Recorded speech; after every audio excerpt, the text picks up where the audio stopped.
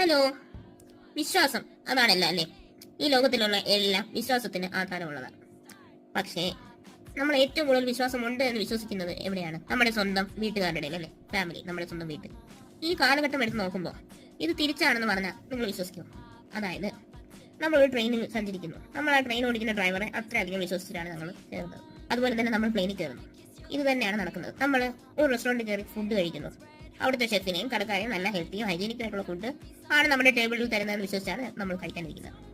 ഇനി ഇതെല്ലാം പോട്ടെ, ഡോക്ടേഴ്സോ ഓരോ ആശുപത്രിയും പോയി ഡോക്ടറെ കാണുമ്പോൾ അവർ നമ്മുടെ രോഗം സൗഖ്യമാക്കി തരുമെന്ന് ഉറച്ച വിശ്വാസത്തോടെയാണ് നാം എല്ലാവരും എന്തെങ്കിലും അസുഖമുള്ളപ്പോൾ സുഖം തേടി പോകുന്നത്.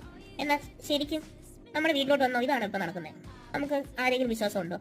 ഭാര്യയ്ക്ക് ഭർത്താവിനെ, ഭർത്താവിന് ഭാര്യയെ, മക്കൾക്ക് അമ്മയച്ഛനെ, അമ്മയച്ഛനും മക്കളെ, ഇനി അതും അല്ലെങ്കിൽ വീട്ടുകാർക്ക് ബന്ധുക്കളെ, ഇടയിൽ വിശ്വാസം ഉണ്ടോ? ഇനി ഈ പറഞ്ഞത് നിങ്ങൾ വിശ്വസിക്കണമെന്നാണ് എൻ്റെ വിശ്വാസം. പക്ഷെ വിശ്വാസം അതെന്നെ ഇല്ല. എങ്ങനെയും